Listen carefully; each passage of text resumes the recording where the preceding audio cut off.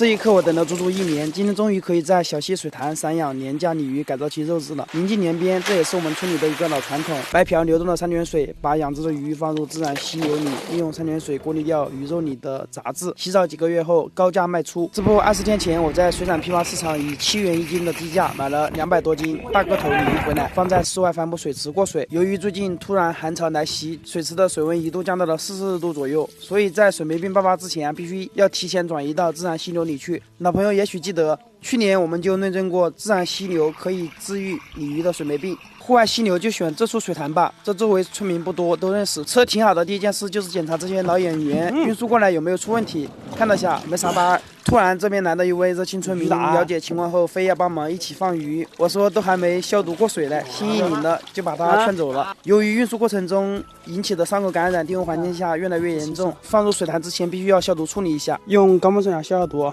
用淡高锰酸钾。这自然溪流的水温明显比户外帆布水池的水温高。由于水温温差比较大，消毒后就要进行过水处理了。我是这样子的，慢慢的加水，让水箱里的水温慢慢升高，鱼儿慢慢就会适应。水温 OK 啊，这鱼过水完成了，开始放鱼。哇，接下来直接往水潭里面扔就行了。哇，6条，13。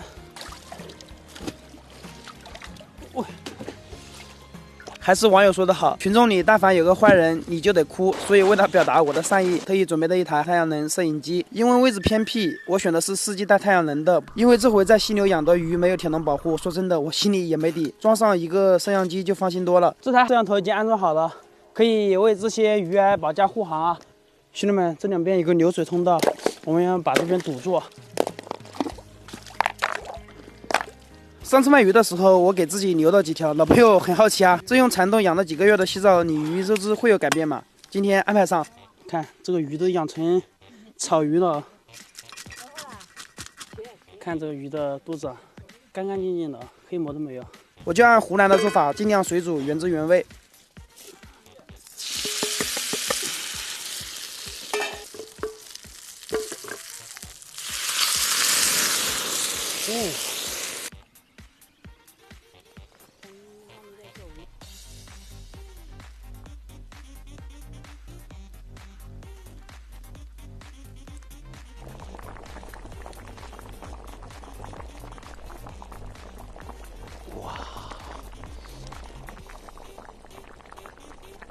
好了，兄弟们，好了啊！看这个鱼啊，它这个肉的话还是比较紧实的啊，看样子喂蚕豆还是有效果的。看这个反正脆肉肯定是算不上啊，紧实还是有一点紧实的，一点腥味没有。这种西红柿啊，看也好吃啊。鱼蛋是最新的，试一下。没有腥味，这个对我们湖南人来说算是原汁原味了，就放了辣椒和花椒。最后我们把这些垃圾全部收集起来扔掉。看这么多垃圾。